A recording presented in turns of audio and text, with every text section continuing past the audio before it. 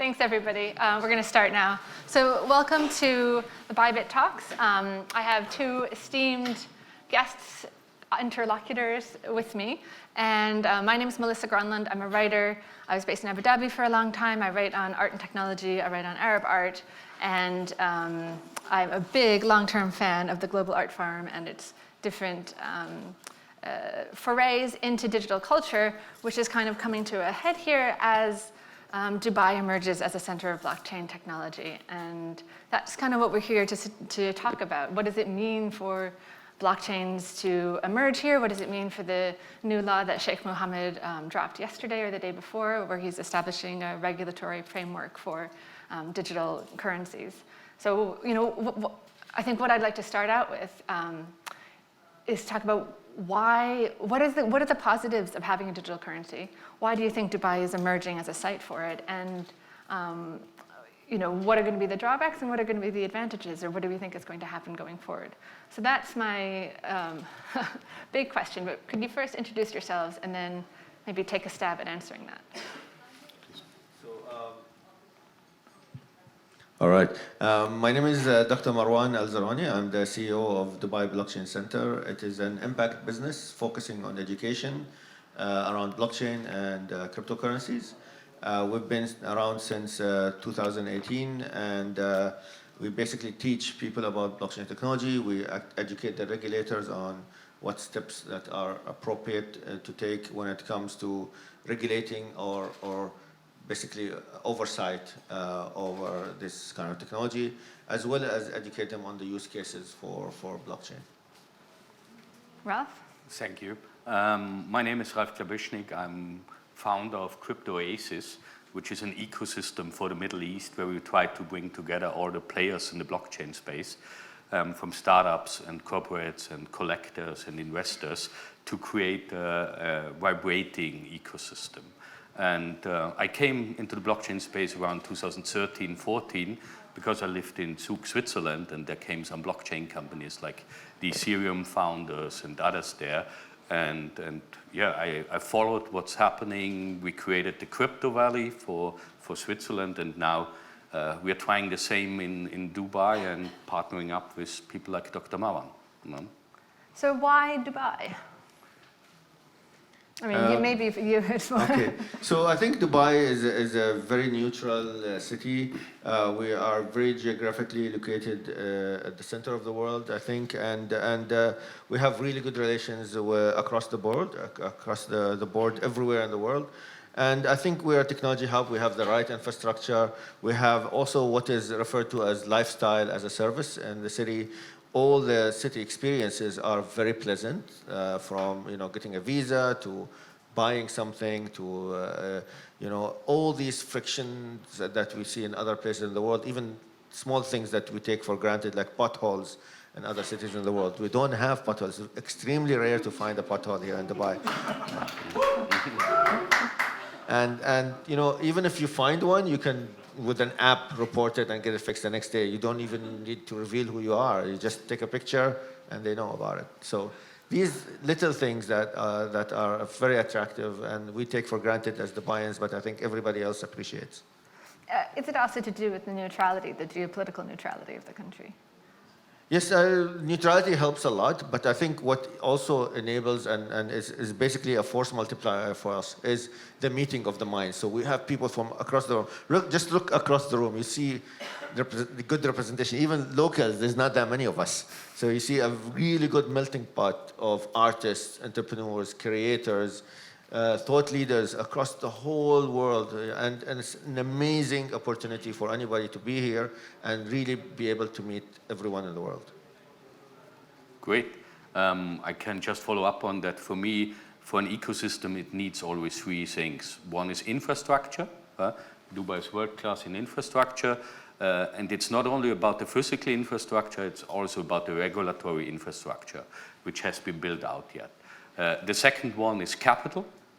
You need capital because someone should buy the art, someone should invest into startups, someone should support and fuel that. And capital today is available here in the region, but it's a worldwide topic. Capital moves fast. And the third thing is talent, talented people. And because of the quality of life here in Dubai and of the security of life here in Dubai, we have especially seen in the last 2 to 3 years a lot of people from all over the world moving to Dubai. It was one of the only places worldwide being open for business, open for exhibitions, open for events. I mean, it's great to sit here today and no one thinks about Corona. Probably some still wear a mask, but this was possible the last 2 years here.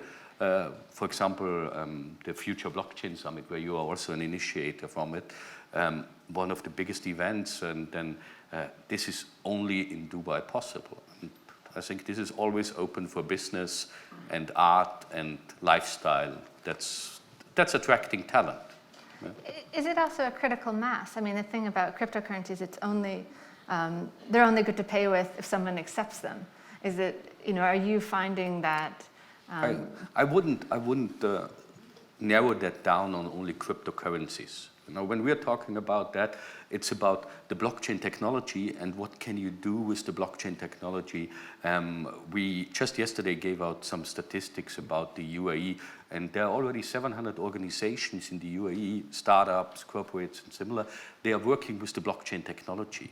Around 40% of these 700 are native blockchain companies. So they are only existing because of the blockchain technology, and they build something with that. And the other 60% are supporting that, or big corporates working with blockchain technology to explore what is possible, tokenizing real estate, supply chains, whatever. So it's far more than only cryptocurrencies, payments, and betting on higher or lower rates at the end of the day. So what applications do you foresee blockchain having, or do you see in the pipeline for Dubai or the Middle East area that haven't been realized We're yet? sitting in one. It's called digital art, right? So I think NFT art is a great access to liquidity for local artists, for example. Otherwise, where other technology can you find where you can actually directly sell your art and be in charge of selling it without middlemen and galleries? Sorry, we're in the Dubai art, but you're removing third parties. It enables an artist to list their art on the worldwide platform with minimal fees. And also the technology actually enables you to get subsequent sales revenue. So second sales, secondary market, trinary market, all the stuff the artist can get money back from. And it's by default within the technology. I mean, one of the promises of digital art has always been that it would do away with the gate maker, like the gatekeeper. When you first had video art in the 70s, or when a young artist first started putting their work on YouTube, or when you started, being able to photocopy work and distribute it and have different, reproductive methods of technology. People kept on saying, like, this is going to allow artists to bring their work directly to market. This is going to revolutionize everything. The artists will get the money directly, and you won't have these, elite curatorial gatekeepers who will, keep artists from getting money. But at every turn, the infrastructure comes back, and you do have galleries. I 100% agree, but we're getting a little bit more piece of the pie, I guess. How many people here have bought an NFT ever? Wow. So 1/3, I would say. How many have bought an NFT at this art fair? Okay. That includes me also. I bought something. What did you buy? I can't resist. I bought Emirate fractional sculpture. Yeah. So fractionalization is something that actually I wanted to talk to you about, because when you made an NFT of your car, was that also a process of fractionalization? No, so it's the opposite. It's bundling, actually. So okay. When you buy the car, you get the art, you get the augmented reality experience, you get the VR, and you get the art on canvas as well. So it's 5 things, bundle. It's the opposite of fractionalization. All right, lay it on me. Tell me break down the differences for me. So the physical car is wrapped with the art, actually, itself. And then you have the augmented reality experience. This is called in the NFT art world moments. So you can actually, anybody who takes a picture with a certain app, they can actually make money from taking pictures from your car. Yeah. It's a bit hard for people to get to their heads around this one, actually. But the other three are easy. So VR, you get a version of the same car and a game, which you can actually race yourself, or you can loan it to other people to race and get rent from that as well. Uh, that's the third one. And then art on canvas is easy, and then NFT art itself is easy. And what about the secondary market for that? Would you sell that so on? every subsequent sale, you can actually separate them out. So you buy them as a bundle, but then you can sell one part of it. So you can hold on to the virtual car, but sell, for example, the real life car with the wrapped art. You can sell it. You can sell the augmented reality experience and the revenue from that to another person. But would you sell the NFT on to someone else? The NFT itself? You still get revenue from the secondary sale and so on and so forth. Yeah, okay. No, I'm just thinking, coming back to this idea of the gatekeepers, part of the way that the gatekeepers operate is often by working on the secondary and tertiary markets, which obviously the artist is always excluded from. And obviously one of the great promises of NFTs is that the artist continues to generate income finally from this. But thinking of it in the context of an art fair where actually it does come back into the way things always work, I wonder how, if on a secondary market, this great promise of the NFT will somehow be, co-opted back into a less utopian framework, if you follow what I mean. Look, I think we are very early in this space, NFTs. I think NFTs, and specifically speaking about art NFTs, we're still in the very early exploratory phase.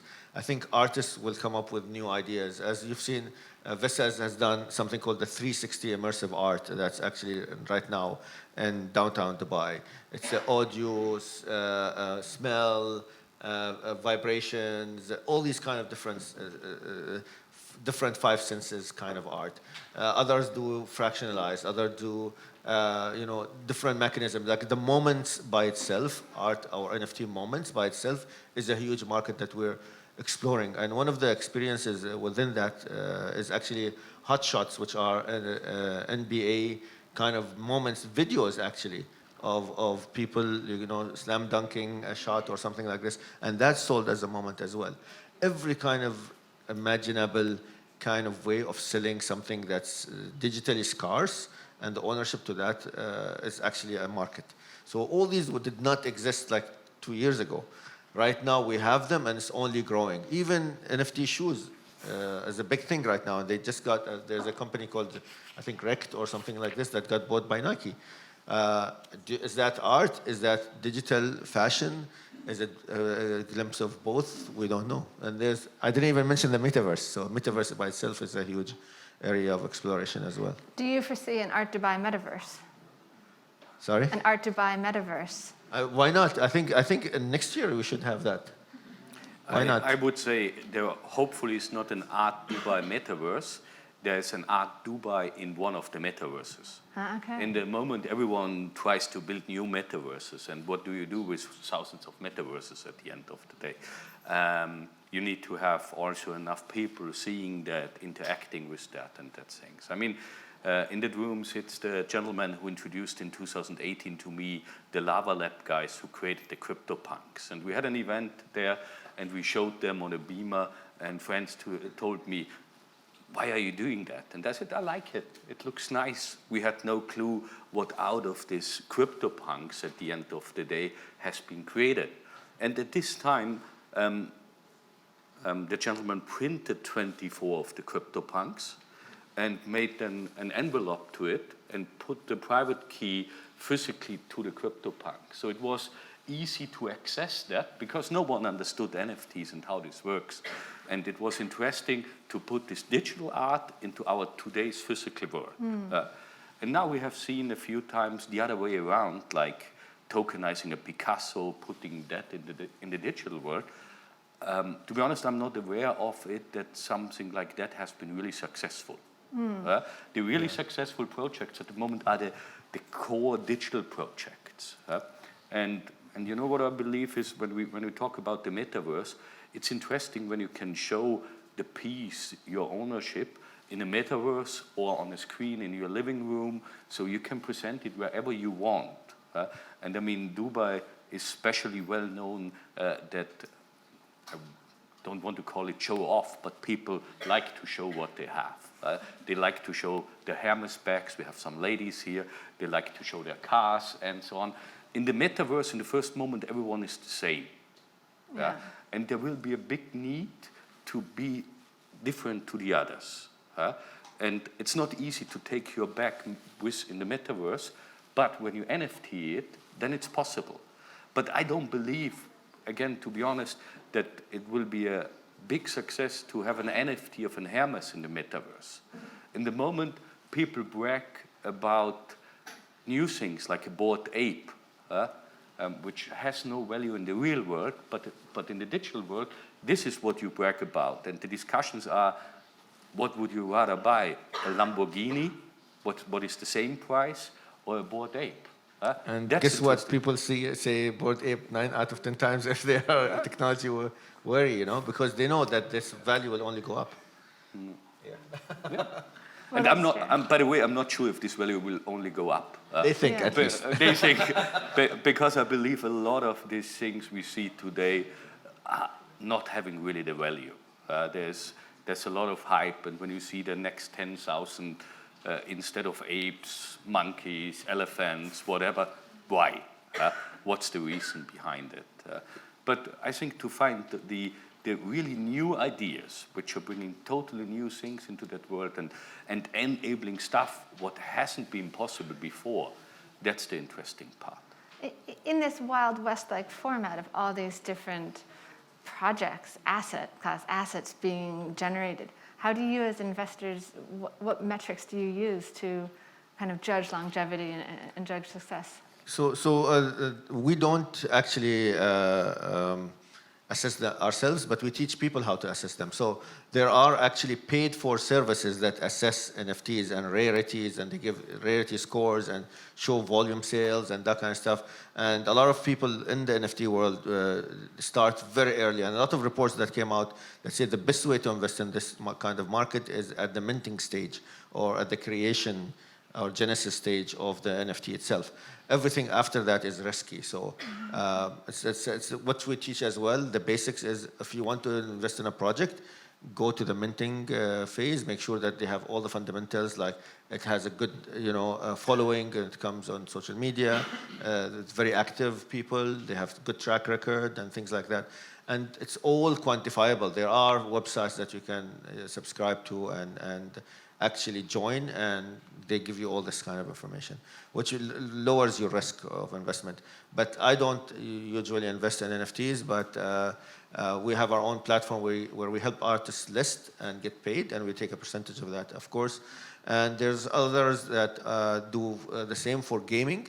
And this is one of the new areas that actually are exploding right now, which is called gamify and NFT within games. So not only do you buy the items or the characters within the game, but you can actually rent them and get a yield from it. Oh, wow. Yeah. And after NFTs became household terms and this explosion of interest, things like this talk, has it made the investing framework or the prognosis riskier for you? I mean, is it a positive or is it a kind of a negative? No, it's a green field, right? It's very new. Anything that's very new, there's Yeah. always a lot of people jumping into it. And there's not that much competition because the market is big enough to be good for everyone. Of course, over time, some of those projects will stagnate. I would say a lot of those NFT art or collection, like Bored Apes and others, I'm not saying Bored Apes specifically, just as an example, will stagnate, and there's others that will be the hot item right now, and they will jump up. But yeah, it will be, the same in the any market will market. decide, definitely. Yeah. And with the, let's think about like Facebook's new currency or the adoption of digital currencies as a more easier way to buy and sell, like this kind of incursion into regular people's daily life. Do you think that will change the collecting landscape or even the investing landscape? I think we see today already a lot of the trades happening in cryptocurrencies. It isn't allowed, by the way, at the moment in Dubai without a license to do that. So, but what we see, and probably a question on the audience here, who from you is out of the classic art industry?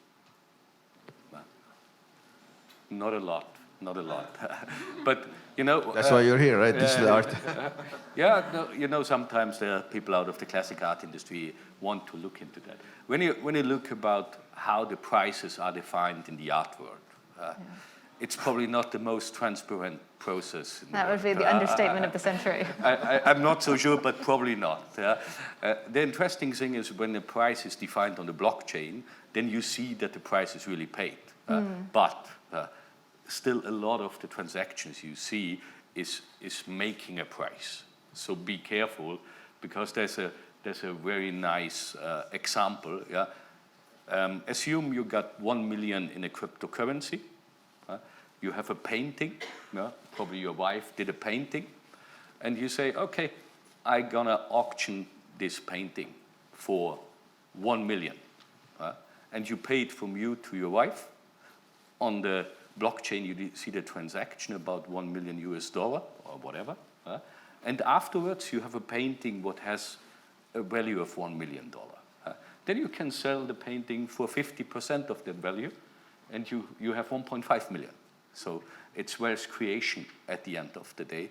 And so be careful. I mean, this is also possible in the normal art world, but here it's a little bit easier and probably more often the case.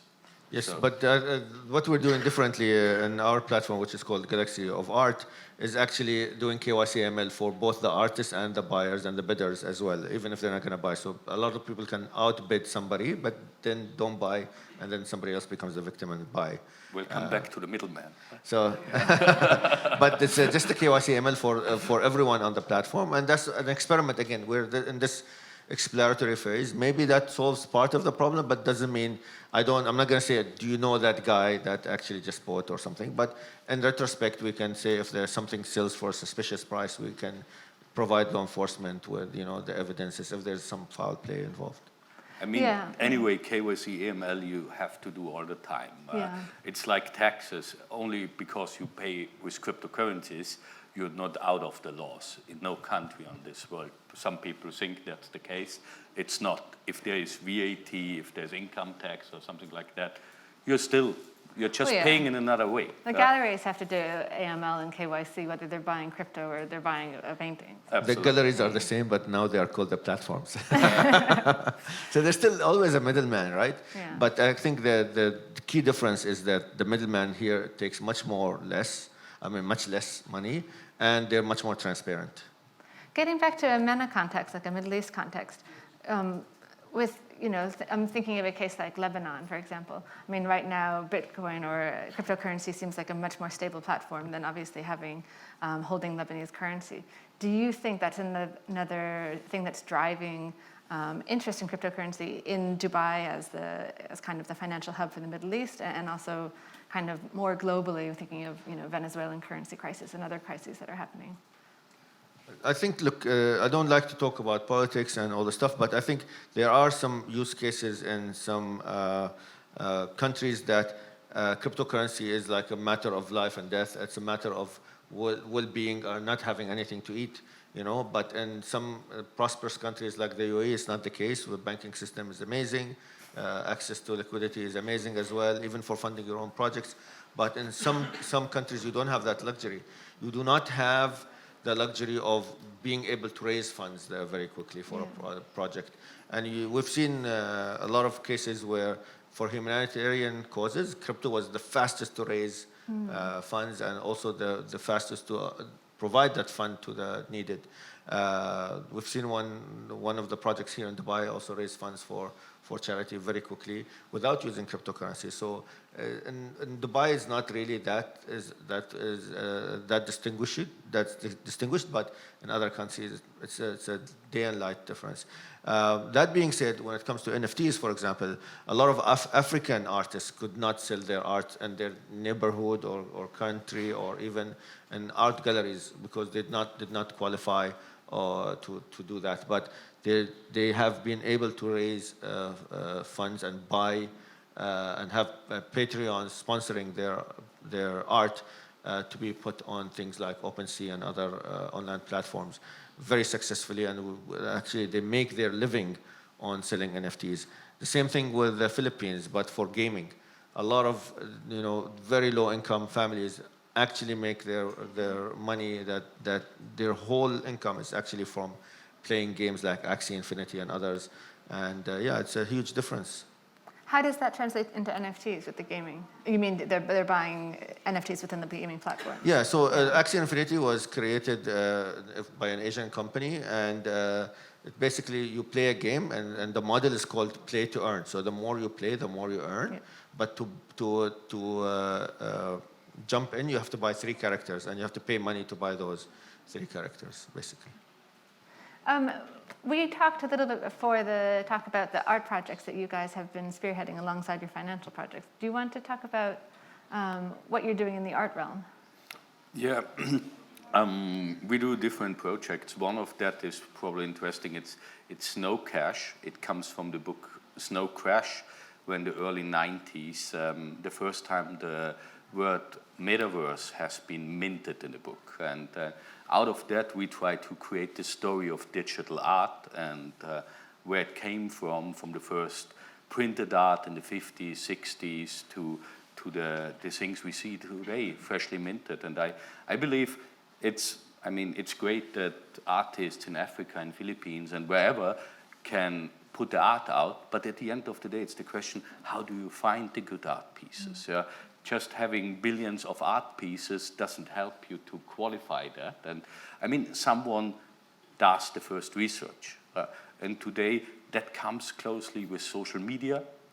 Probably not only Instagram, Discord is an important channel for that. And when you are able to connect directly, and the social media cuts the normal media, and the blockchain technology cuts the middleman out. So both is cutting.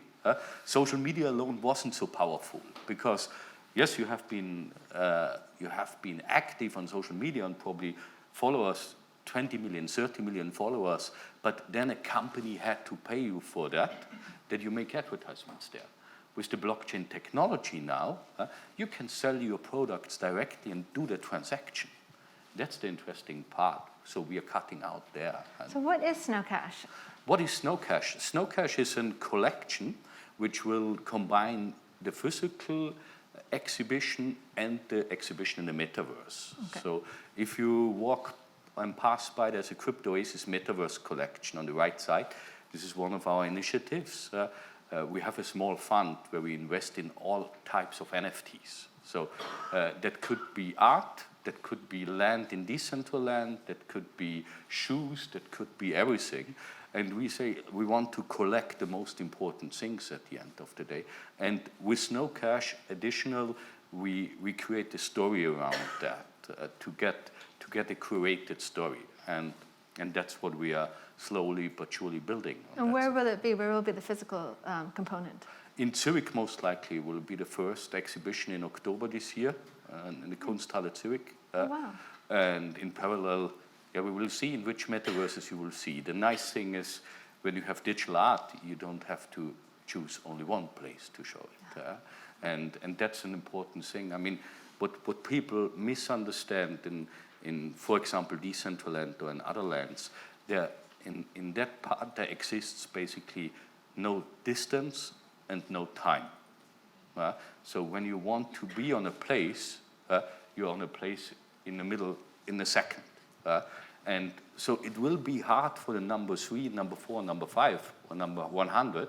So let's say a small exhibition in Lucerne or a small exhibition in Fujairah or wherever, that will be hard because everyone who is interested will go to the big exhibitions. There's no barrier. I don't have to travel to the MoMA. I don't have to travel anywhere. I travel digitally. So that changes, and I think we have to think about that. That's like when we sell or when you see sales of the best pieces of land in the metaverse. And you say, yes, everyone wants to be a neighbor of that. The scarcity of being a neighbor in the real world is there because you probably have 4 neighbors, maximum. In the digital world, who's going to stop someone to say you have 100,000 neighbors? So it's a total other value of having that piece. And I think again, what I said before, you can't transfer the business models and the ideas from the physical world one-to-one in the digital world. You have to rethink that, and that needs a little bit of creativity, and a lot of very intelligent people are on it. I'm not creative at all, so I just analyze the situation and see what I can do with that. Sorry, go ahead. No problem. Oh, just go. Okay. So I just wanted to emphasize something else that maybe we did not tackle within this conversation, which is the utility of some of the art pieces and NFTs within that. So a lot of these projects that are collection-based, that, for example, have 10,000 limited, NFTs within a collection, or maybe even 300 or something like this, have some kind of utility, and they have some kind of use case. For example, access to an exclusive club, or what they call like raffles and mystery boxes and drops, which means you get free NFTs if you own this NFT on a regular basis. For example, one of the projects that I bought just to experiment with gave me shoes in a totally different metaverse. And it was a game metaverse, so has nothing to do with fashion. And then the thing I noticed is that everybody was approaching me because you cannot even buy those shoes in that metaverse. And they were like, where did you buy these shoes? I never bought them. I got dropped. And the only way to get it is to buy another NFT. And you should have bought it way before.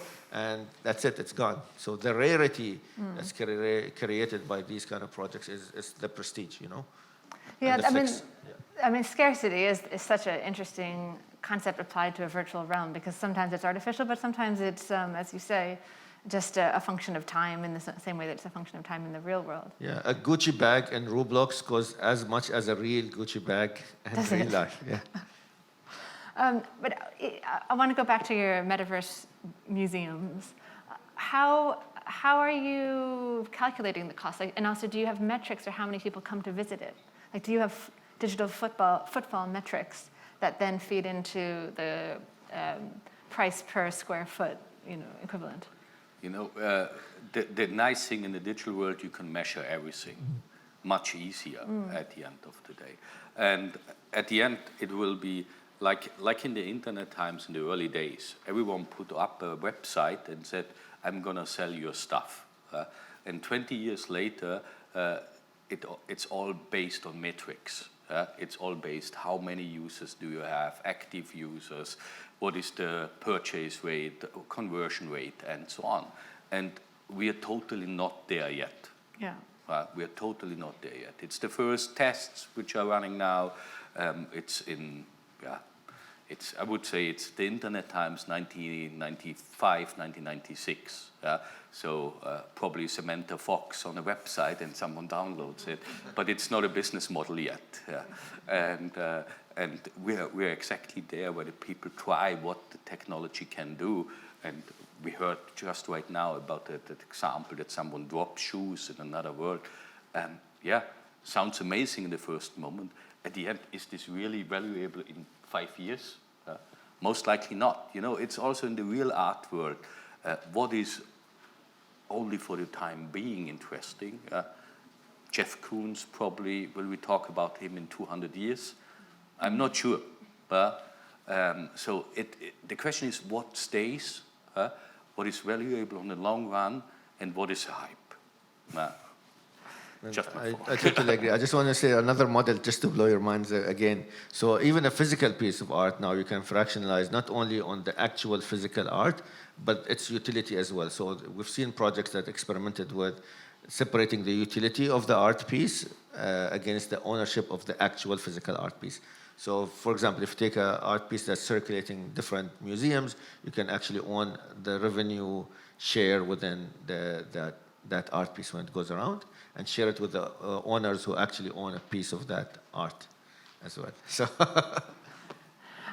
you say it's like 1996, but I feel like people are approaching the metaverse, particularly the Facebook metaverse, with a lot more concerns about privacy. People are a bit more clued in about how their interest, those metrics are being used. I mean, do you think that's going to how do you think that's going to factor into the plethora of metaverses? And is that something that's going to hold people back from exploring a digital museum? Or is everyone just like, oh, forget it, I need to use Google Maps to get there. I'm happy to surrender my data. Being concerned about privacy we talk a lot about that, own your own identity and so on and so on. But when we are honest to us and look what 99% of the world is doing, they use standard single sign-in, they use the same password on all the platforms. And so data privacy, every one of us most likely uses Google. No one ever paid Google. What is the reason? If you don't pay, you're the product. Well, I'm an exception. I pay Google usually. Okay. But ironically, I pay them to get no ads on YouTube. So I'm paying for my privacy, basically. Yeah, but that's exactly what I say. Most people, and even I don't pay anyone there, and I use Google every day. So I know that they are going to use my data at the end of the day. And it's about privacy versus comfort, and usually we choose comfort and not privacy. And on the other side, when we talk about that and metaverses and privacy, I like the term being unplatformed. When you work with someone and, for example, you make your living out of Instagram, because you have all your followers in Instagram, and then Instagram unplatforms you, takes you out. Your living is gone. You don't make any money anymore. You had 20 million followers. Who stops Instagram taking you off? Yeah. No one. And you think that's not realistic if you do everything right. You remember there was a US president called Donald Trump? No, I prefer to forget it, actually. He got unplatformed from Twitter. I think this was 90% of his life. I'm not sure, but... yes, even before he became president. And you can be a very powerful person, but you can be unplatformed. And the more we go into digital world, for an artist, being unplatformed from OpenSea or from something else, takes you out of your normal business. And we need to think about this power also when we think about metaverses. Who can unplatform you from the UAE? But that sounds like an argument for fiat currencies and regulation. That has nothing to do with fiat currency or not. The government in the UAE, when I do something wrong, can unplatform me from the UAE. Yeah. Well, then they send me friendly to the airport and say, Ralf, great we had you here, probably don't come back. That is an option, yeah? But in the metaverse is the question, who has the power to unplatform you? And this is a long discussion. There are centralized metaverses and decentralized metaverses.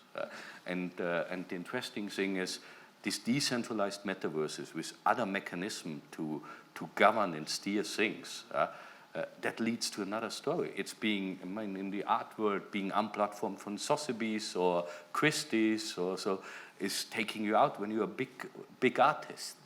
So we need to think about that power which is created in this digital world. Yes, and it's a very valid point, Ralf. And I think, look, a lot of the things that people talk about right now when they come to the difference between Web 2.0, which we're living right now with the social networks, versus Web 3.0, where you actually own your digital life, it's not really that distinguishable. I'll give you an example. For example, a normal domain name like Marwan.com or something like this, you don't really own in the current situation because you have to pay renewal fees every year to your registrar, and if you don't, you lose the ownership of that domain name. On contrast, there are things like unstoppable domains in the Web3 realm, and that is for life. You buy a domain name, something.eth or something.x or something, you own it for life. But what if that company goes out of business or something like this? We don't know what's going to happen. If you buy the same thing, a name of your character within a metaverse, what if that metaverse goes out of business? It's still a risk. Does anyone, I might open it up to questions about metaverses, potholes, or deplatforming. Yeah? Thank you very much. First of all, thanks for the two gents and obviously for you. For guiding the conversation. Ralf, I really appreciate your cautionary sort of approach to this. I just wanted some clarification on digital art and NFTs. according to how you see it. Now, a lot of people have, Monets, Manets, copies of art hanging on their wall. Nobody assumes that it's the real thing, obviously, because there's only one of them. If you were to change, say, one aspect of digital art that is NFT'd, does that give you permission then to produce a new NFT? If you change a pixel, for example, on one of these high-value NFT digital art pieces, is that then a new version of it that you can NFT yourself? Does it need to be perceptible? Can it be imperceptible? Can it be a little pixel in a corner? The corollary to that is obviously intellectual property, patents, and so on. A lot of people change one thing or another, they can issue a new patent. You don't have to change anything. You just can download it and use it, and you still have it. But you don't own it in that case. That's the difference. And when you want to resell it at the end of the day, you have the same laws than everywhere else. There's the copyright of the artist who made it. And when you start to copy Mona Lisa and just print it and then sell it somewhere, most likely someone comes after you. Even if you change the smile of Mona Lisa to a bit different smile, it's not going to work. So I would say don't do another thing in the digital world than in the physical world. Right. It's the same from the logic. And the problem is, for me personally, if you have a real Monet and you have his work on paper, he worked hours on that. This is, and probably I'm a little bit old-fashioned and I'm the blockchain guy on stage, or one of the blockchain guys on stage, but this has a value also in time of work. When you have a digital art piece which is generated out of 10,000 characters, the quality of having a copy is exactly the same.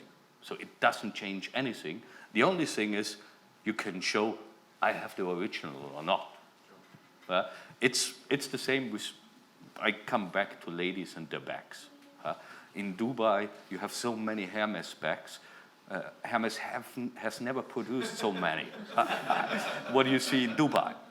And the quality of the bags is sometimes very good. So you can't see the difference. But it's about the person who owns it. Do I want to have the original one? And I know this is the original one. Or do I want to have a copy and I paid $300 for it? This is the difference. You can have a copy when you want of nearly everything. Even of a Picasso, you can have a high quality copy. But you don't want to, if you're in a certain level, to be able to have that. No? Thank you. In the back. Factum Arte, who I'm sure a lot of you know, they have a new venture where they are producing high-quality copies of major artworks, and they're going to be selling them, but also as a revenue stream for public museums, which is a great win-win proposition. Yeah. Thank you for the great sharing just now. And so I do have a question about the run the GameFi projects, right? So can they legally run Dubai? Some countries may think it's illegal for all the operational stuff. So how do you think about it? How do you think about what? It's like let's say some company can operation in different countries, right? But for GameFi, they can just operation globally. There's no restriction. How do you think about it? Do you mean appreciation? So you're saying that some comics appreciate in certain markets? So let's say normally the traditional world, right? If you want to go to a country, you must get the license to operate in this country. Yeah. But for the GameFi projects, they never got any license in any country. DeFi, you mean? Gamify. GameFi. GameFi. Okay, so no, you can't get licenses actually. You get licenses as a gaming company. You get license for the tokenization. It can be from a different jurisdiction. You can get license as a game developer. There's a lot of license around it. If you want to learn more about it, just come to us. We have an information booth here, or just approach me afterwards, and I can give you more details. It all depends on the use case. So if you have tokens, if you have scholarship program, or if you have some kind of a utility built into the game, it's all doable, and we will help you navigate where to get licenses from, whether it is allowed or not allowed in Dubai, and also if what is the best jurisdiction for you around the world. But I agree that national jurisdiction and global access, global platforms, I mean, that's really the nub of what we're talking about here. Yes, and sometimes there's a combination, and I think Ralf can talk more about this as well. You know, it's a very difficult topic, and we had this topic already in the internet times. I mean, where have been web shops set up when it's about gaming or casinos, online casinos and so on? They have been set up anywhere in, I don't know, let's say Macau or Malta or wherever. And we will see similar things in the digital world when it's about tokenized assets, when you can buy things. The problem is, it's a global marketplace, and it's local regulation, and how to handle that. Let's come back to a metaverse. I mean, who is responsible for what's happening in a metaverse? You can't say that. Probably the metaverse doesn't have a jurisdiction. What is the jurisdiction? The company running it behind. But if it's a DAO, a so-called decentralized autonomous organization, it's really getting complex. And the interesting thing is the regulation at the moment tries to regulate centralized businesses from 5 years ago. And technology usually is 5 years in the front. And we will need another 5 years until we see proper regulation of DeFi, and another 5 years to see proper regulation of metaverses, which are out of country boundaries. And it will not be a simple solution at the end of the day, I'm sure. And I think there are things that help, like consortium and industry standards and good practice guides and basic security controls around custody and that kind of stuff. That helps a lot. And I think the blockchain industry is mature enough to have all these kind of minimum requirements. And regulators are getting wiser and wiser every day to They how are to regulate them. toothless to an extent. I mean, They're lagging, but at least they're catching up. yeah. Time for maybe one or two more questions. If you could stand up when you ask. Thank you. So, as you mentioned, there are now almost 700 startups that operate on the blockchain out of the UAE. He said that, not me. Okay, so 700 organizations. Out of that, there are around 300 startups and 400 supporting businesses. okay, so where do banks stand and regulators on supporting these organizations in terms of corporate banking? Because, like, as you know, we're just recently... Banking is excellent in Dubai, first of all. So Why the laugh? no. To be honest, it's possible when you have a proper business in the UAE to get a bank account, but it takes a little bit longer. But that's all over the world the case. It's not easy to get a cryptocurrency-oriented bank account. You need some relationships, and you need to show some substance.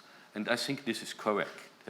If someone just comes here, flies in, opens up a company, says, great, I want to have a license and operate worldwide, I will not bring any team here, I will not have any substance here, and I have opened up a bank account and everything, and I'm back in my home country, that doesn't feel right, at least for me. When you have a team, when you can show that you got your office and everything around, then it's possible to open bank accounts. It's not easy yet, to be quite honest, but it's possible. For crypto-based businesses? For crypto businesses, it's possible. Yeah, Okay. and look, banking will come around. I think right now, as of yesterday, we have a new crypto law. And within that crypto law, I've read that they're coordinating with the central bank. And central bank is the one that dictates the rules on the banks. Still, banks will always be risk averse. This is never going to change. Of course, they are all about protecting their customers and you know, the small investors, that we call them retail investors.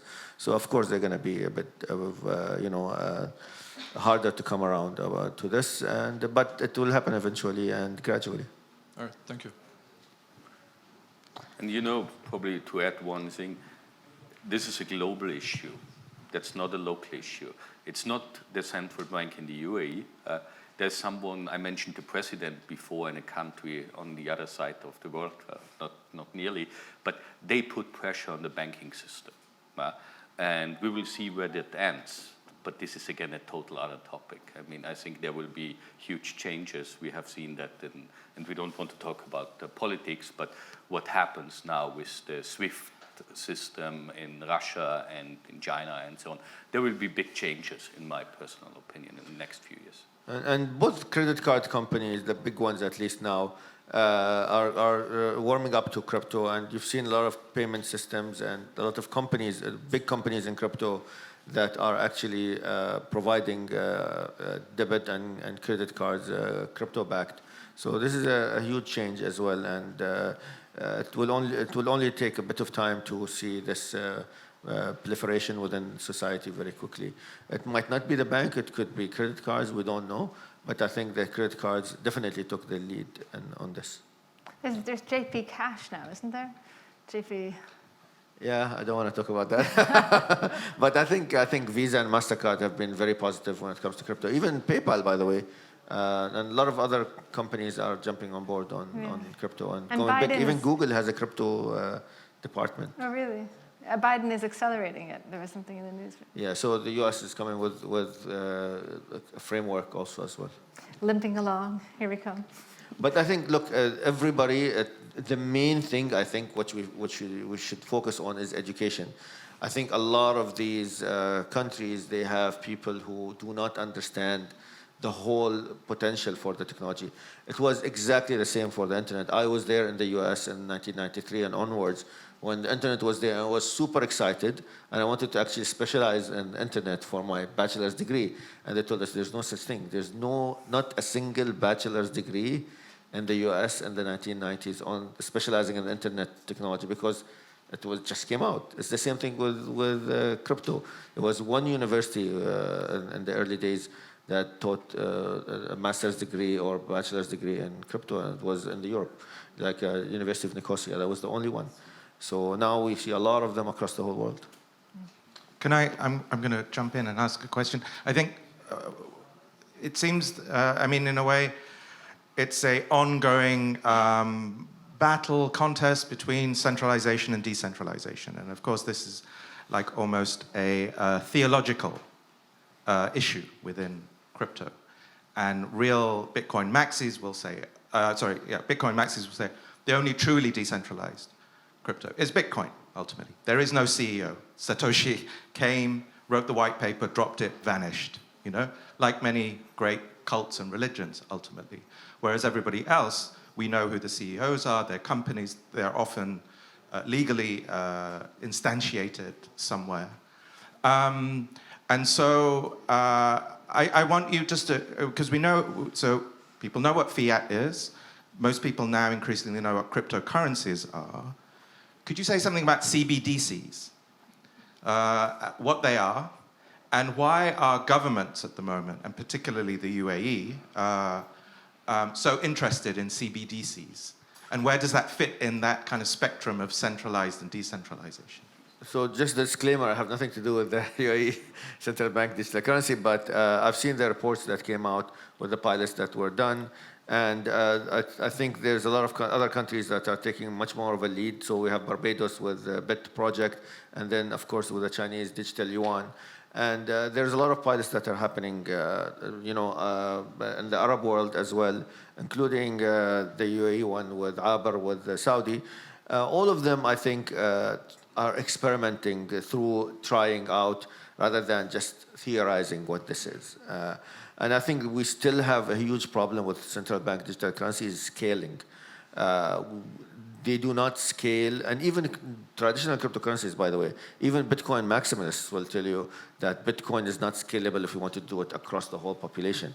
But this will evolve. This is like 96,000 baud internet when you were talking about it, the speed of the internet in the early days. Now we have, a satellite internet. We have all these like light speed internet. So we are not there. Scale is still a huge issue in crypto, including the big platforms like Ethereum, like Bitcoin. So gas fees are still another issue. And all these things will solve themselves through technology, but we're in this interim, situation right now. Ralf, CBDCs? Yeah, CBDC, for the people in the audience, who knows what CBDC mean? just asking? Okay. for everyone else. That's a central bank digital currency. It's a currency given out by a central bank.